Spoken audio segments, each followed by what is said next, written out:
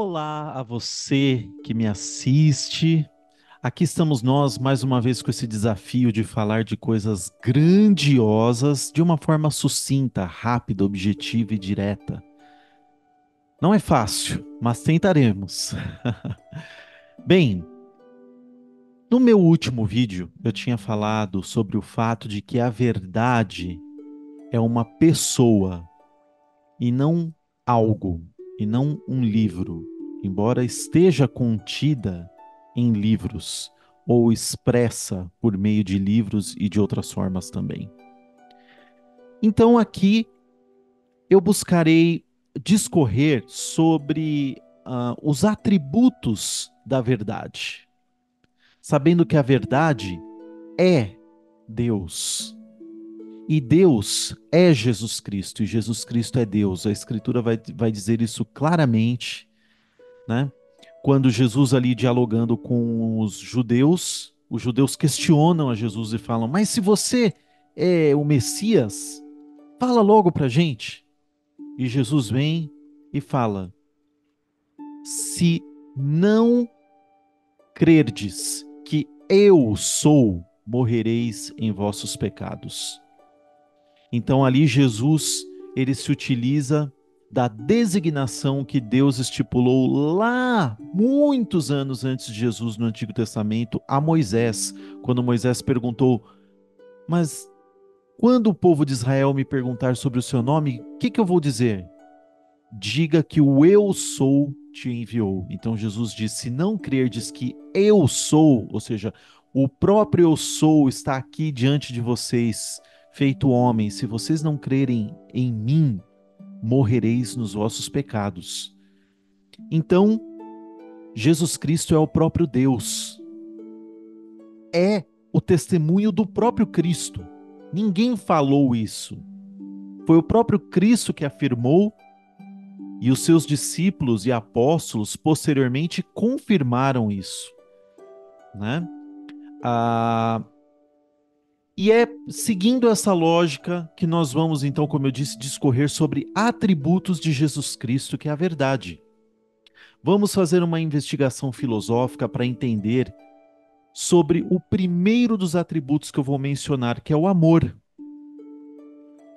né? Deixa eu compartilhar aqui a minha tela com vocês.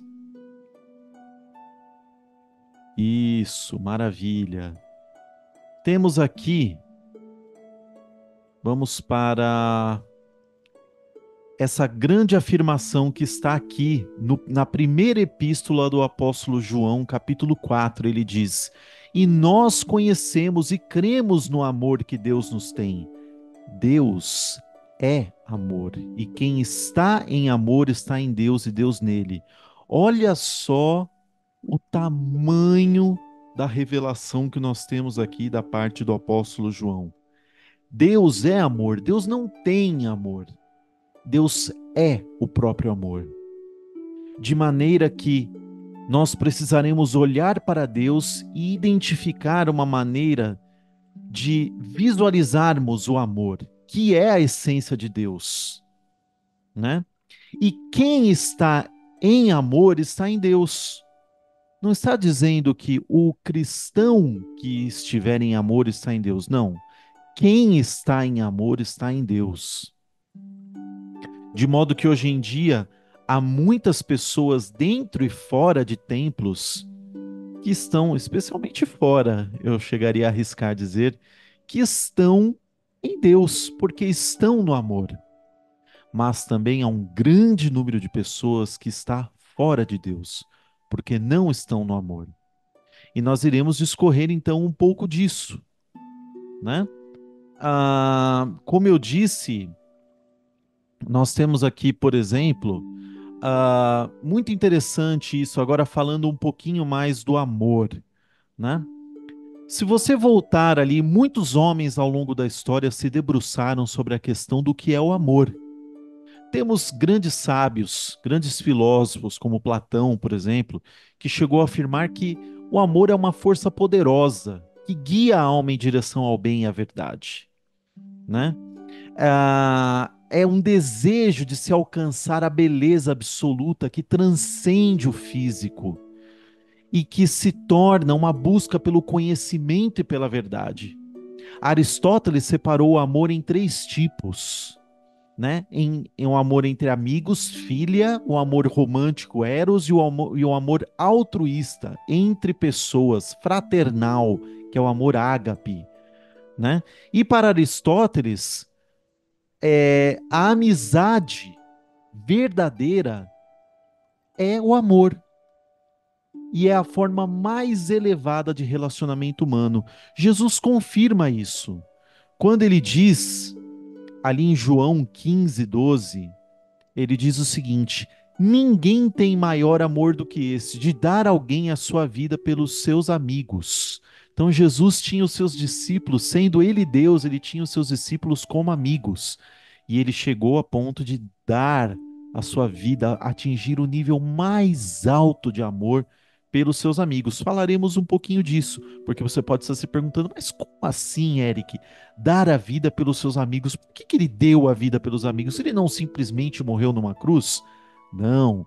Aqui eu brevemente explicarei por que Jesus deu a sua vida não simplesmente para pagar por um delito que ele não cometeu, mas ele voluntariamente entregou a sua vida pelos seus amigos, que somos toda a humanidade. Exatamente, não só os discípulos ali, né? Falaremos disso um pouquinho, né?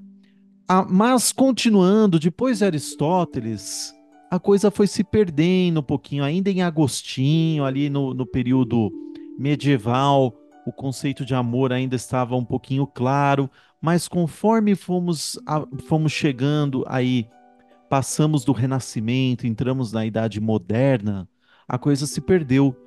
Schopenhauer, por exemplo, percebeu, ele é visto muitas vezes como pessimista. Eu digo que ele foi realista, muitas vezes, porque ele via que isso que todo mundo chama de amor, né?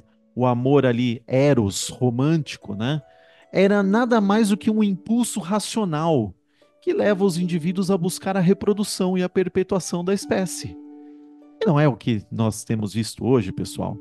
Muitas vezes nós vemos pessoas que se unem até em casamento e no primeiro conflito, na primeira indisposição de uma parte contra a outra, eles saem. Por quê?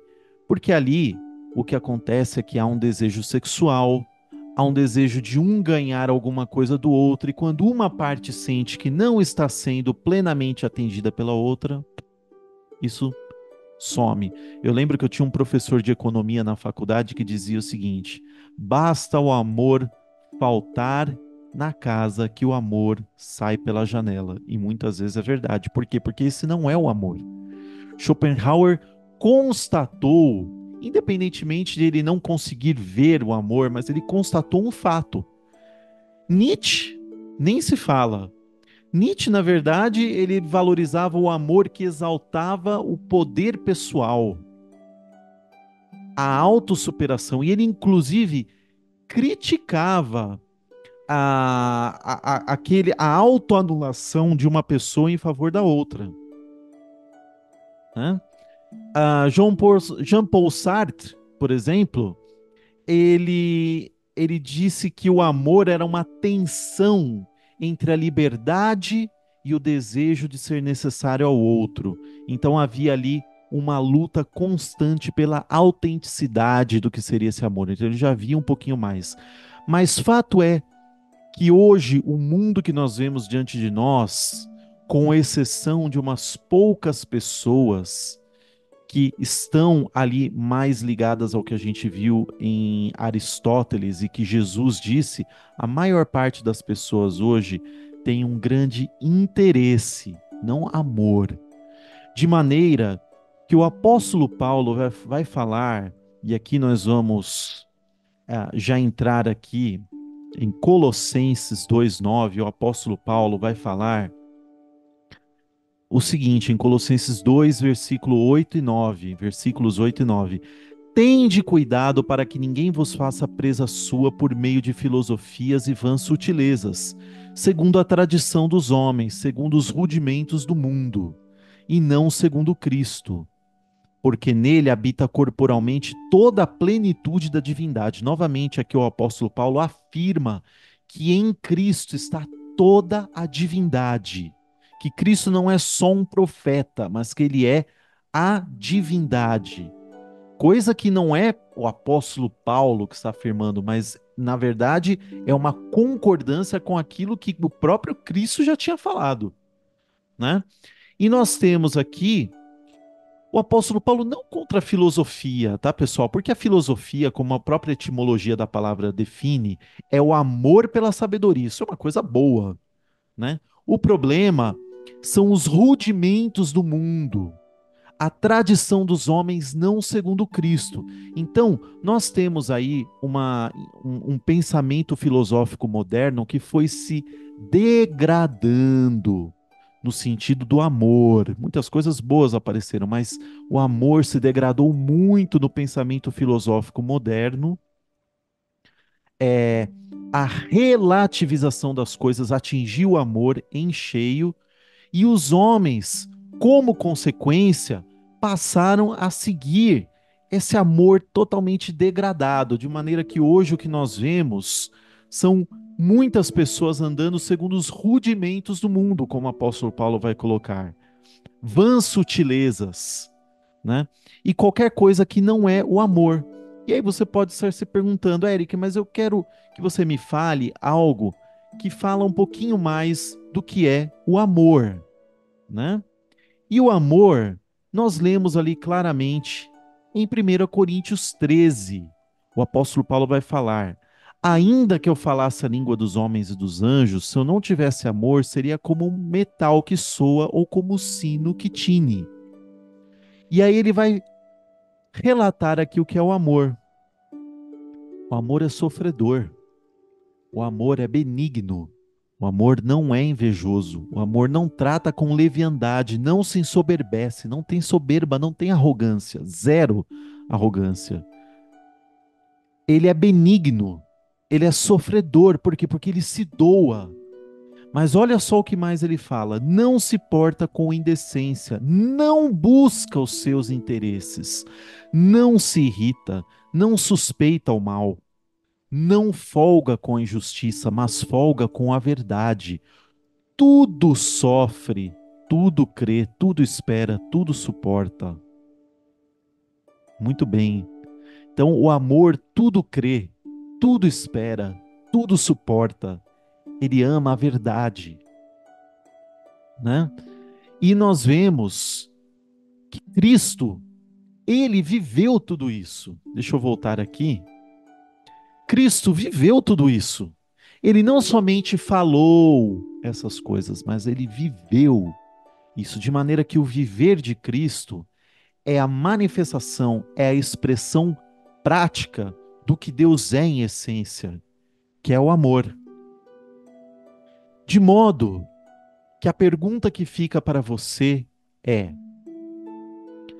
você irá desejar o amor, esse Deus que é o próprio amor, que tudo suporta, tudo crê, tudo espera, ou você quererá continuar nos ditames desse pensamento caído, dessa consciência coletiva caída, que é contrária ao amor, que é egoísta, que folga não com a verdade, mas que folga com a injustiça, com a mentira, que folga com seus próprios, com a validação e com a consecução dos próprios objetivos. Não com a autoanulação do ego, mas com a exaltação do ego. Você vai querer ir em qual direção? A direção do amor e assim estar em Deus? Ou você vai querer continuar na direção desse mundo? Essa é a pergunta que fica. No nosso próximo vídeo, continuaremos falando acerca dos atributos da verdade que é Jesus Cristo. Muito obrigado pela atenção e até o próximo vídeo.